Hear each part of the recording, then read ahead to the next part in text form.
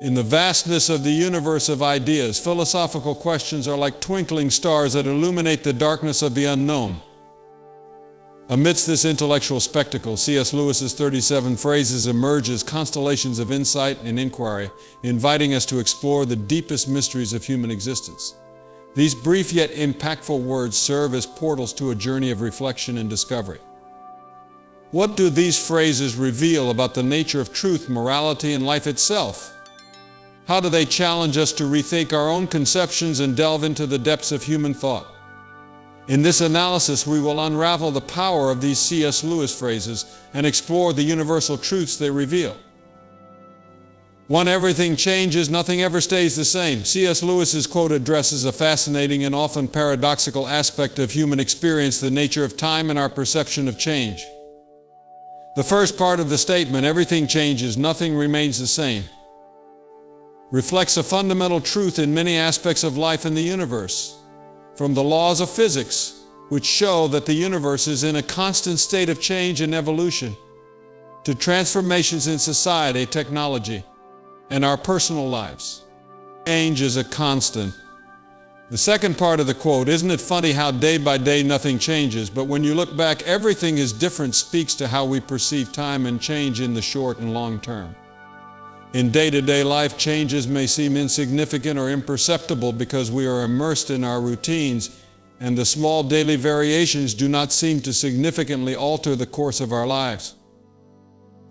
2. There are far, far better things ahead than the ones you leave behind. This phrase by C.S. Lewis is an invitation to optimism and hope, encouraging us to look to the future with a positive perspective.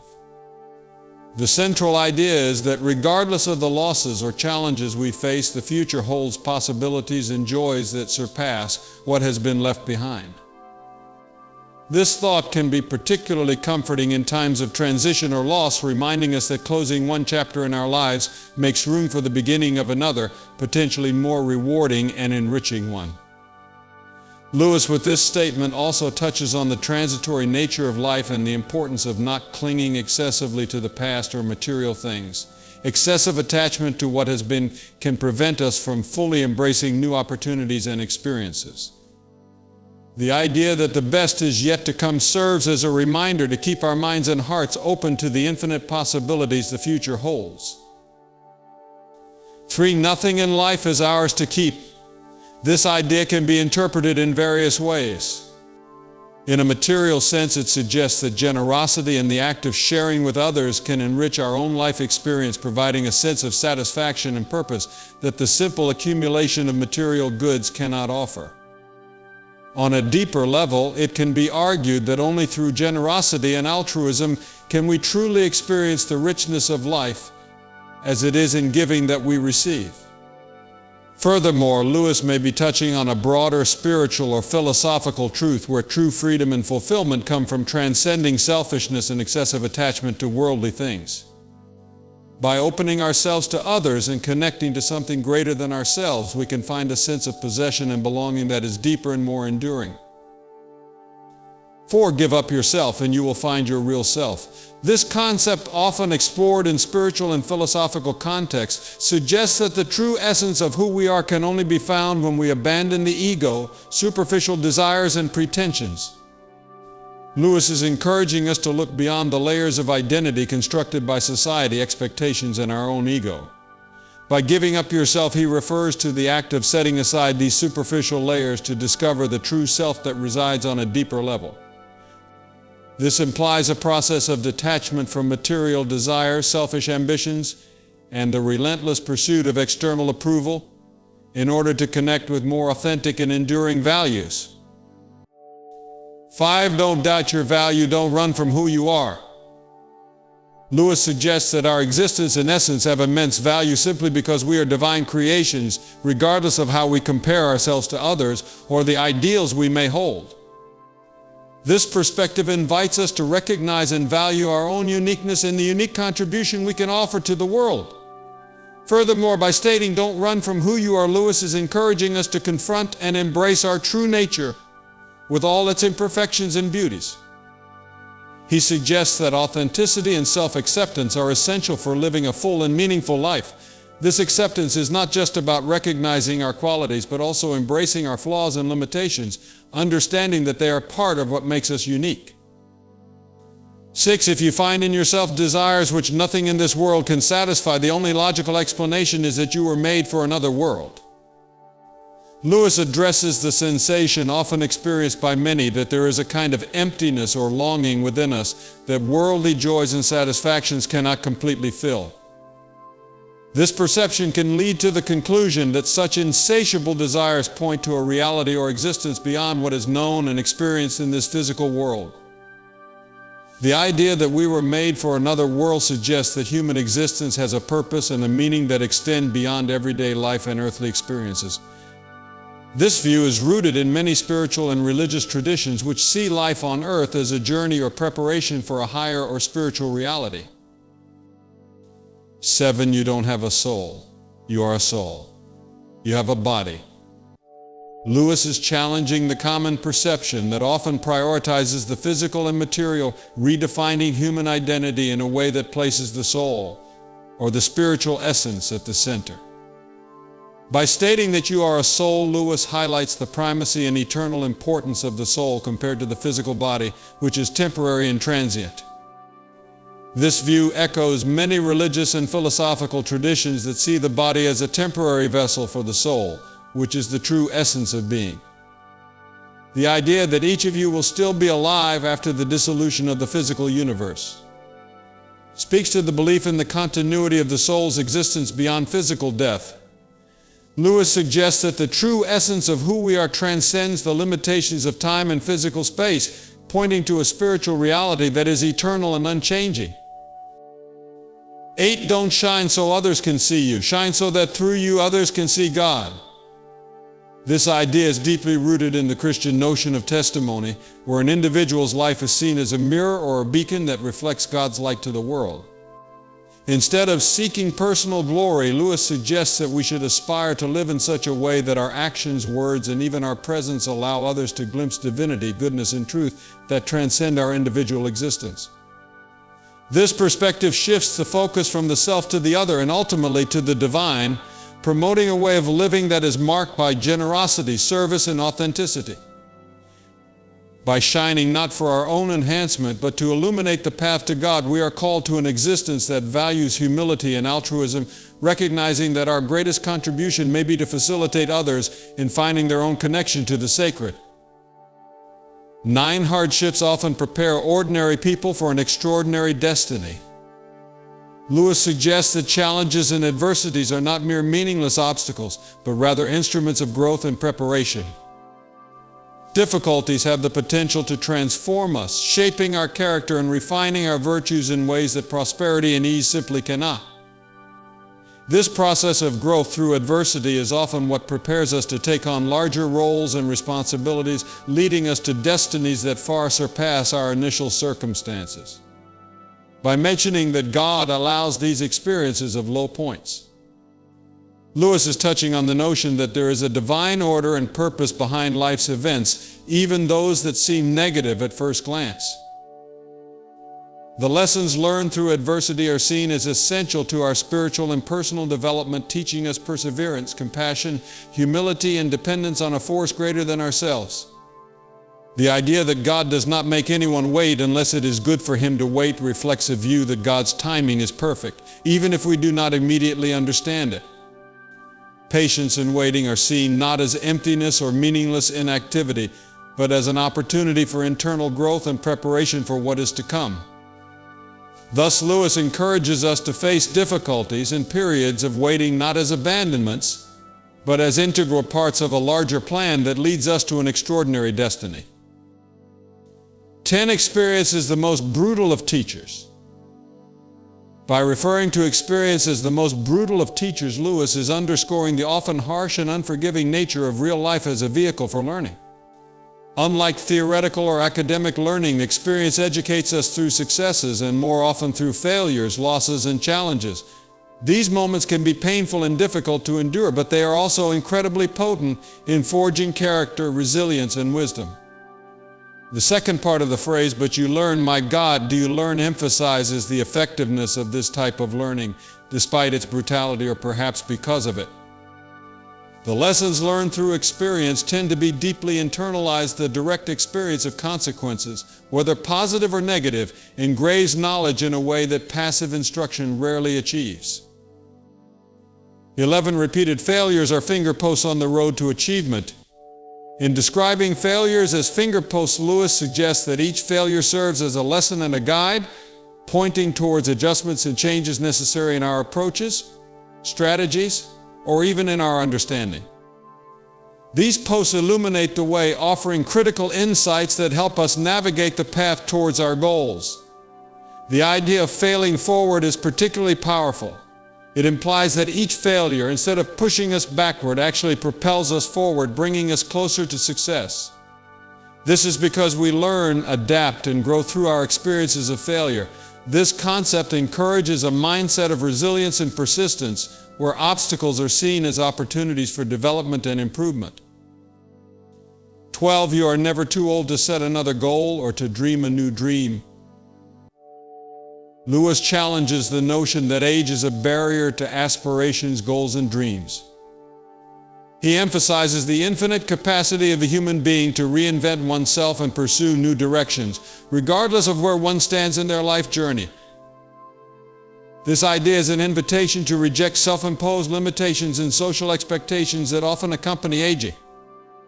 Instead of viewing old age as a time to slow down or give up on new endeavors, Lewis suggests that there is always room for new beginnings and possibilities. This can be particularly inspiring for those who may feel they have missed opportunities or that it is too late to pursue passions or interests that have been set aside. Essentially, Lewis reminds us that the ability to dream and aspire knows no age limits.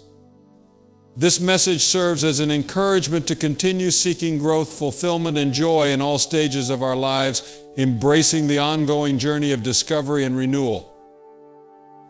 13. Don't let your happiness depend on something you may lose. This brings forth a profound reflection on the nature of happiness and the importance of grounding it in aspects of life that are enduring and intrinsic, rather than external and transient. This idea encourages us to reconsider the sources of our joy and satisfaction, warning against basing our happiness on elements that are outside of our control and can easily be altered or lost, such as material possessions, social status, or even specific relationships. By highlighting the volatility of many of the things we value, Lewis suggests the pursuit of a more authentic and resilient happiness, one that is not shaken by the inevitable changes and challenges of life. This may involve cultivating internal virtues such as peace of mind, gratitude, self-love, and spirituality, which are less susceptible to external circumstances. 14. This world is a great sculptor shop. It is a rich metaphor reflecting on the process of personal growth and transformation within the context of human existence. Comparing the world to a sculptor's workshop, Lewis suggests that life experiences, with their challenges and opportunities, act as the tools and techniques used by a sculptor to shape and define their creations. In this analogy, we humans are like unfinished statues, constantly being formed and refined by the hands of the sculptor, a metaphor for life's forces, circumstances, interactions with other people, and possibly a divine influence or destiny. Each experience carves our character, molds our values, and affects our life trajectory, contributing to the ongoing process of becoming who we are meant to be. The rumor that some statues will come to life can be interpreted as an allusion to the idea of reaching a state of awakening or spiritual enlightenment, where one becomes fully aware of their purpose, their essential nature, and their connection to something greater than themselves. This can also be seen as a moment of personal fulfillment, where a person transcends previous limitations and emerges more alive, authentic, and fully realized. 15. We are mirrors whose brightness, if we are bright, is wholly derived from the sun that shines upon us.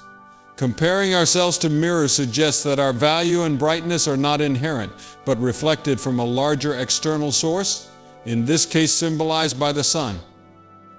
This source can be interpreted in various ways, including love, truth, beauty, or in a spiritual context, the divine. The idea that our brightness is wholly derived.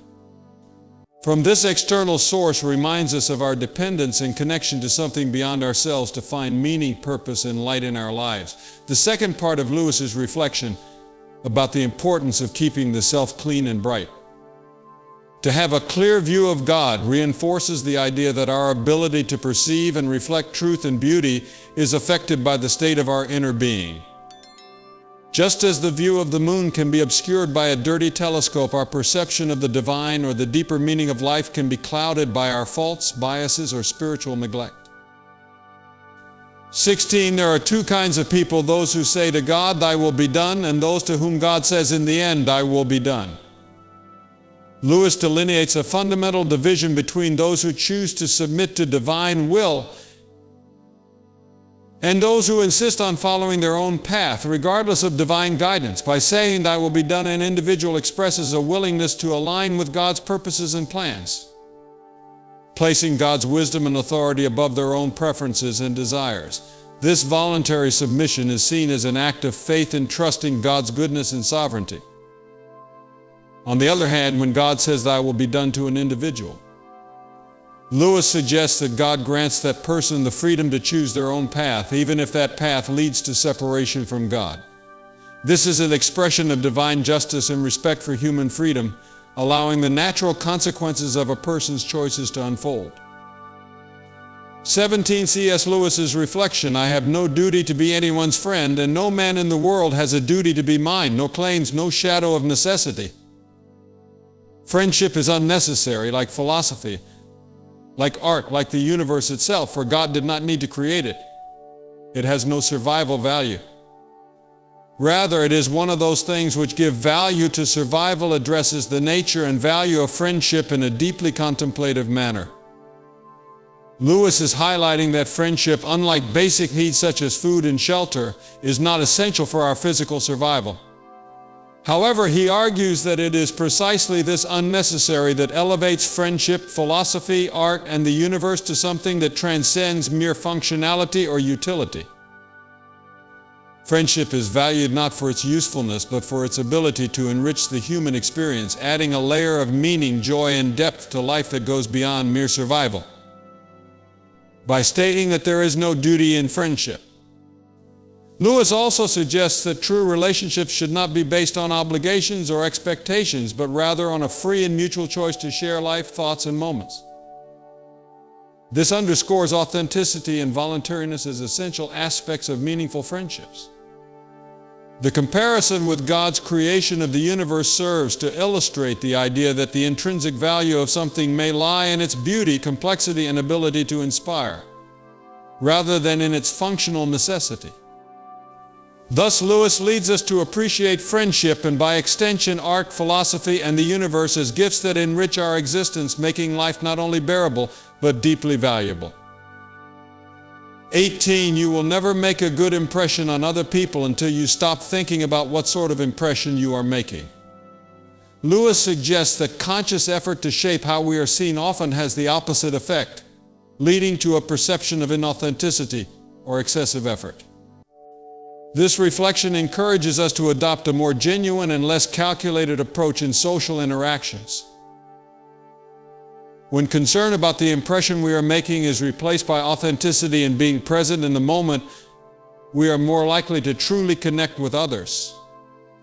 This is because authenticity promotes an openness and vulnerability that are essential for meaningful human relationships. Additionally, excessive concern about image can distract us from listening and engaging meaningfully with others, as we are more focused on how we are being perceived than on the interaction itself. By releasing the need to control others' perception, we make space to be ourselves, which is often more attractive and impressive than any carefully constructed persona. 19. To love at all is to be vulnerable. Lewis highlights that the act of loving inherently involves the risk of pain and loss, because opening the heart to others, whether to people, animals, or even passions, exposes us to the possibility of being hurt. However, he argues that the only way to completely avoid this pain by isolating oneself and protecting the heart from any emotional involvement comes at a much higher cost. By doing so, the heart, while safe from pain, also becomes isolated from any form of true love, and consequently from one of the most enriching experiences of human life. The paradox presented by Lewis is that in attempting to shield the heart from any harm by making it unbreakable and impenetrable, we actually render it unredeemable. This suggests that a heart never exposed to the risk of love loses its ability to love and be loved, becoming hardened and insensitive. 20. What draws people to be friends is that they see the same truth. This highlights the importance of intellectual and spiritual connections in forming deep and meaningful friendships. Lewis suggests that at the core of true friendships there is a mutual recognition and appreciation of certain values, ideas, or fundamental truths that transcend superficial circumstances or passing interests. This view underscores that friendships are not merely based on convenience, physical attraction, or social circumstances, but on a deeper connection that involves the discovery and acknowledgement of a shared truth. This truth can refer to a common understanding of life, moral principles, a shared passion for certain subjects, or even a similar worldview. The act of sharing this truth implies not only recognizing it, but also experiencing and exploring it together, which can provide a solid foundation for the development of a lasting friendship. Friendships rooted in this kind of mutual understanding tend to be more resilient and enriching, as they are based on the mutual appreciation of aspects of being that are considered significant and valuable. 21. Love is a steady wish for the loved person's ultimate good. Lewis redefines love beyond the common notion of intense emotion or physical attraction. He presents love as an active and deliberate commitment to the well-being and happiness of the other person, regardless of circumstances or one's own emotions. This conception of love as a steady wish emphasizes the volitional and intentional nature of true love. It is not seen as something passive or merely sentimental, but as a continuous choice to prioritize the good of the loved one. This implies a commitment to actions and decisions that promote the well-being and fulfillment of that person, even if it requires sacrifice or selflessness. By qualifying the supreme good so far as it can be attained, Lewis also acknowledges the reality of human limitations and life circumstances. He suggests that while love aspires to the ideal of the highest good for the loved one, one must act within practical possibilities and the limitations of the real world. 22. Do not waste time bothering whether you love your neighbor. Act as if you did, and you will. This explores a pragmatic and action-oriented approach to loving one's neighbor, a central idea in many ethical and religious traditions. Lewis suggests that instead of being paralyzed by internal analysis of our feelings or doubt about our ability to love others, we should simply start acting as if we love them.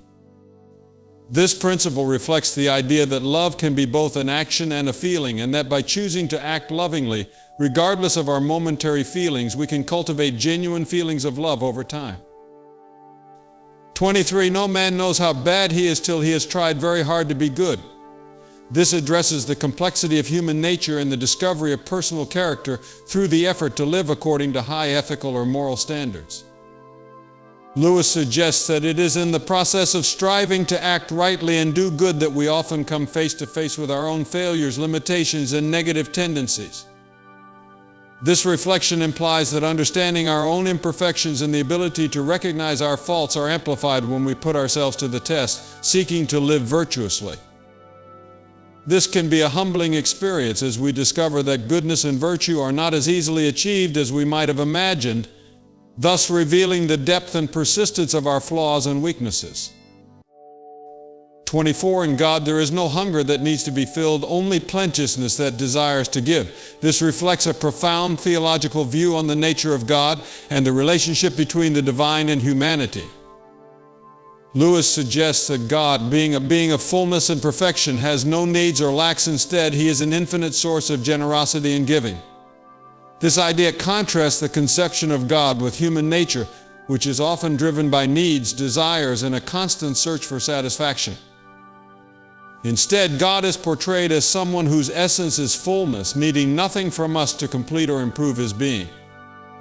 Therefore, God's desire to relate to humanity and provide for his creations is not motivated by a lack or need, but by an expansive and generous love that seeks to share his own fullness.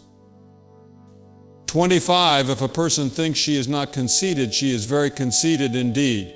This addresses the paradoxical nature of self-perception, especially regarding pride and vanity. Lewis suggests that excessive self-assurance in one's humility can ironically be a sign of deep pride. The act of considering oneself free from vanity can be, in itself, a manifestation of vanity, as it implies satisfaction with one's supposed moral superiority or self-control. This observation points to the complexity of human nature and the difficulty of achieving true humility, which is not based on denial of one's own faults, but on sincere recognition of them. True humility involves honest self-assessment and a willingness to accept that, as human beings, we are all fallible and susceptible to error and pride. 26. Pride is spiritual cancer. C.S. Lewis's view of pride as a spiritual cancer highlights the destructive nature of this vice in a person's spiritual and relational life. By describing pride in this way, Lewis suggests that it corrupts and consumes the ability to love, find satisfaction, and even exercise good judgment. Pride is presented not just as a minor character flaw, but as a corrosive force that can destroy the most fundamental aspects of human and spiritual well-being. The second quote expands on this idea, explaining how pride obstructs knowledge of God. Lewis illustrates this with the image of a proud person who is always looking down, both literally and metaphorically, judging others and circumstances from a position of supposed superiority. This posture of looking down symbolizes a self-imposed barrier that blocks sight and openness to higher realities, including the spiritual. Therefore, as long as one is stuck in this attitude of pride, they will be unable to perceive or connect with God, who is above in the spiritual sense. Both quotes emphasize the idea that pride not only negatively affects interpersonal relationships and self-image, but also constitutes a significant obstacle to spiritual growth and perception of realities beyond the self. Lewis invites us to recognize pride as a serious impediment to love, genuine happiness, and wisdom, encouraging a constant pursuit of humility as a path to spiritual health and true knowledge. 27. Only the pure in heart want to see God. This quote distills a profound truth about the nature of spiritual longing and the necessary condition for the genuine seeking of God. Lewis suggests that purity of heart is not only a quality that makes someone fit to encounter God, but also the very characteristic that awakens the desire to seek Him. Purity of heart can be understood as a cleansing of intentions, an absence of falsehood or duplicity, and a sincerity in the pursuit of truth and good.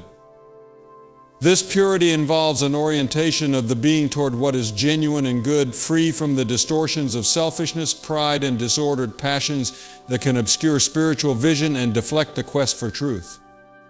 By stating that only the pure in heart desire to see God, Lewis is highlighting the idea that the desire to know and draw near to the divine requires a certain inner disposition characterized by purity and sincerity. This implies that the spiritual journey toward God begins with an inner work of purification and alignment of the desires of the heart with spiritual values.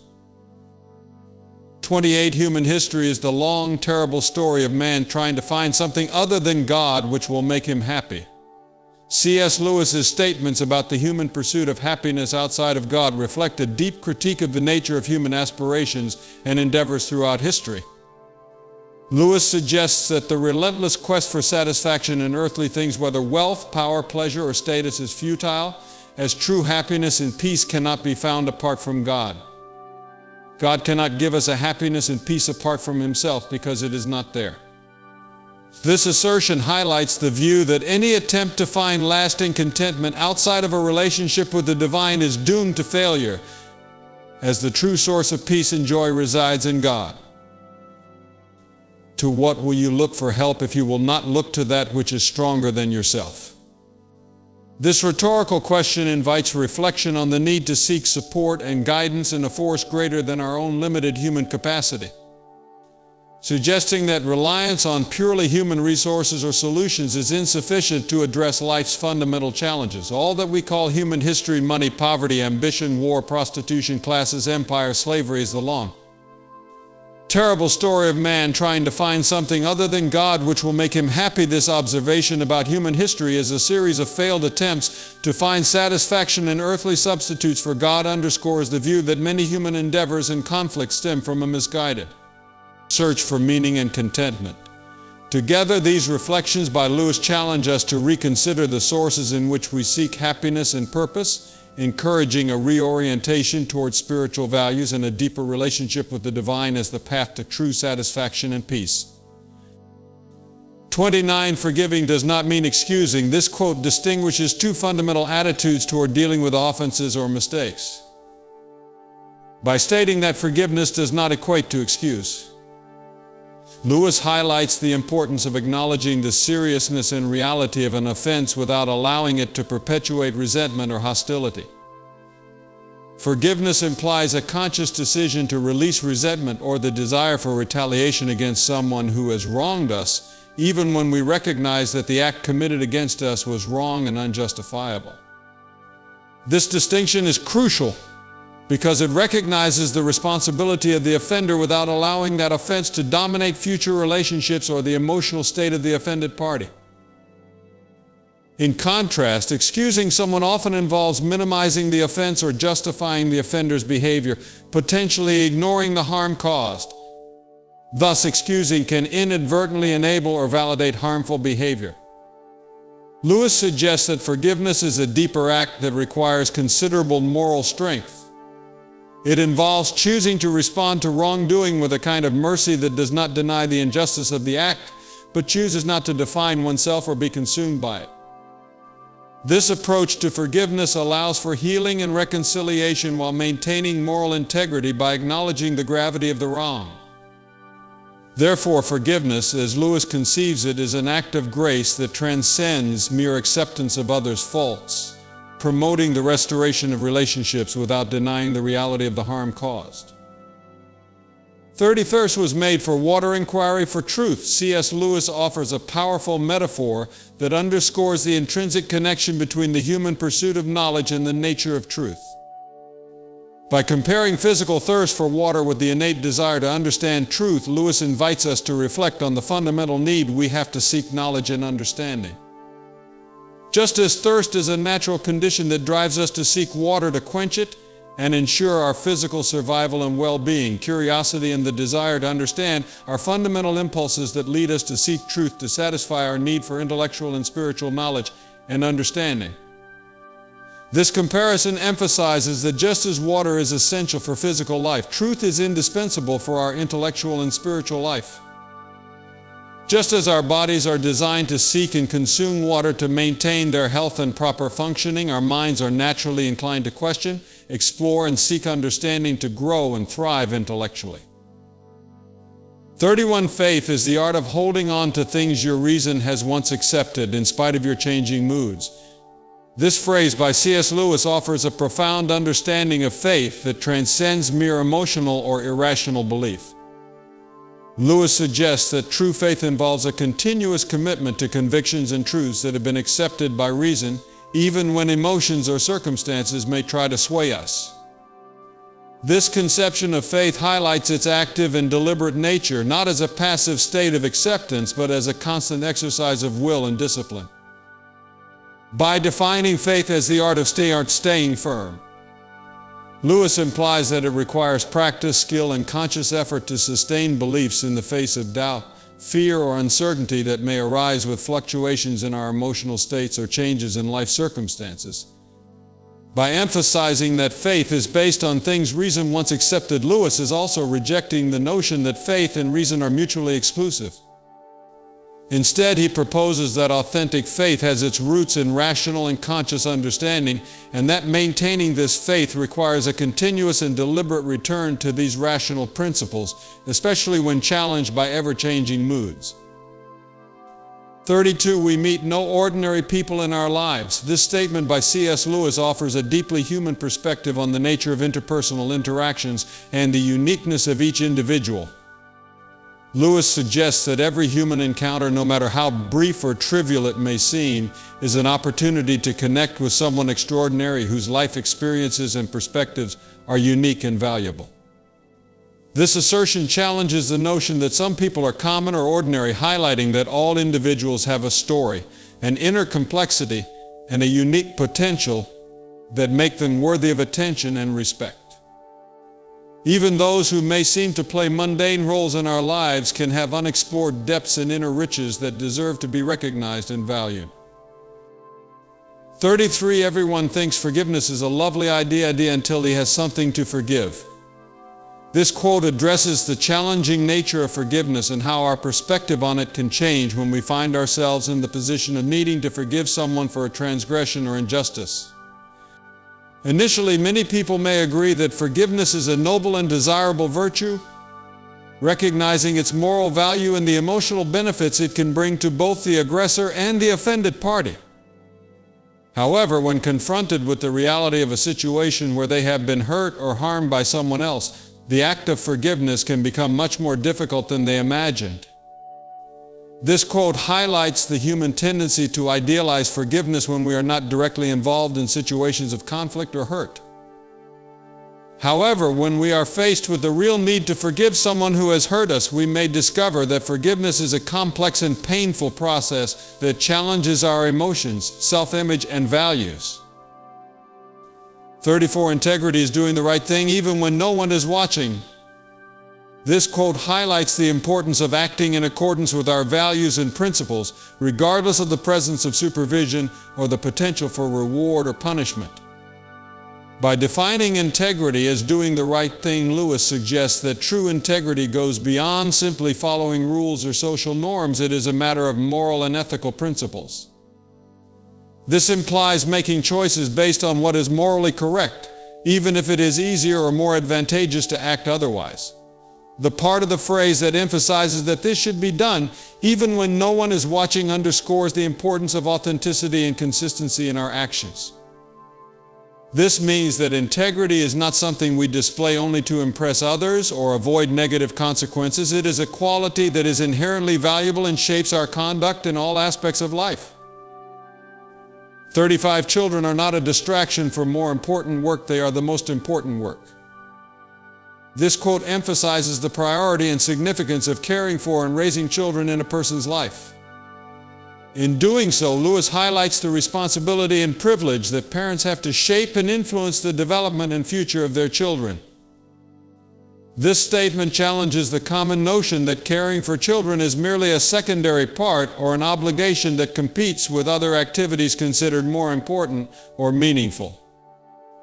Instead, Lewis argues that children are not a distraction, but rather the central focus and primary responsibility of any adult who takes on the role of a father or mother. By recognizing children as the most important work, Lewis underscores the profound influence that parents have on the lives and development of their children. He suggests that parental care extends beyond simply providing material needs. It involves nurturing, educating, guiding, and loving children, preparing them to face life's challenges and become responsible and compassionate adults. 36. A children's story that can only be enjoyed by children is not a good children's story. Lewis argues that a story intended for children should be able to captivate and enchant not only the child audience, but also adults, regardless of their age. This statement suggests that the best children's stories transcend age limitations and have a universal appeal that resonates with readers of all ages. They should contain elements such as imagination, adventure, wisdom, and emotion, which can be appreciated and valued by people of all ages, from the youngest children to the oldest adults. By emphasizing that a good children's story should be able to attract a broader audience, Lewis acknowledges the importance of the power of narrative to educate, inspire, and entertain people of all ages.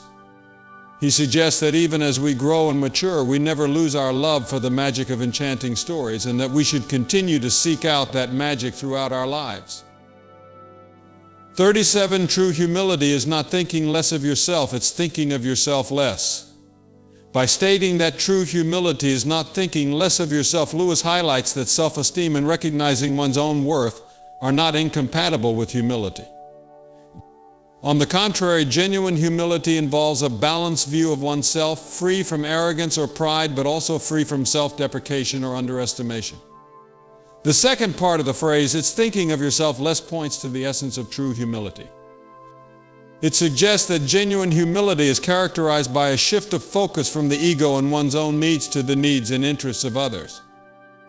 This implies a spirit of service, compassion, and consideration for others, where the self is not at the center of attention, but rather concerned for the well-being and happiness of others. This quote challenges the common notion that humility is linked to self-denial or lack of self-esteem. Instead, Lewis argues that true humility is rooted in a balanced view of oneself, combined with a sincere willingness to put others first.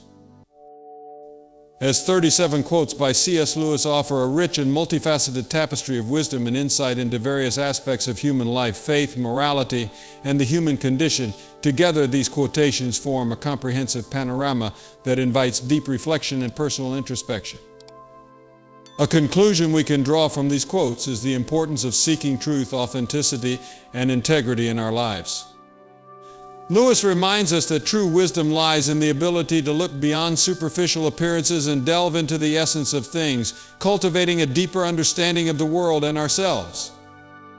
Moreover, the quotes highlight the importance of empathy, compassion, and love for others, as well as the need to cultivate virtues such as humility, forgiveness, and gratitude in our daily lives.